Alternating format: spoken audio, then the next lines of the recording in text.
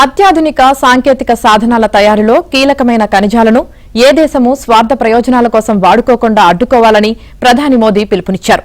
వాటిని ఇతరులపై ఆయుధాలుగా ఉపయోగించుకునే పరిస్థితి రాకుండా చూడాలన్నారు. ఆ ఖనిజాల సరఫరా గొలుసులను ఏర్పాటు చేసుకునేందుకు కలిసికట్టుగా కృషి చేయాల్సిన ఆవశ్యకతను నొక్కి చెప్పారు. బ్రెజిల్లోని రియోడి జనీరో నగరంలో బ్రిక్స్ శిఖరాగ్ర సదస్సు సందర్భంగా బహుళ పక్షవాదం, ఆర్థిక వ్యవహారాలు, కృత్రిమ మేధపై బ్రిక్స్ ఏర్పాటు చేసిన సమావేశంలో మోదీ ప్రసంగించారు.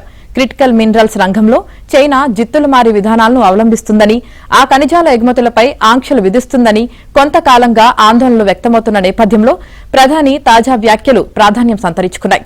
ఇక రోజువారీ కార్యకలాపాల్లో ఏఏ వినియోగంతో జీవితం బాగా మెరుగవుతుందని మోదీ పేర్కొన్నారు. అయితే ఏఏ దుర్వినియోగం అయ్యే ముప్పు పొంచి ఉందంటూ హెచ్చరించారు. డిజిటల్ కంటెంట్ వాస్తవమో కాదో ధృవీకరించుకునేందుకు అంతర్జాతీయ ప్రమాణాలను రూపొందించుకోవాల్సిన అవసరం ఉందన్నారు. వచ్చే ఏడాది భారత్లో ఏఐ ఇంపాక్ట్ సదస్సును నిర్వహిస్తామని ప్రకటించారు.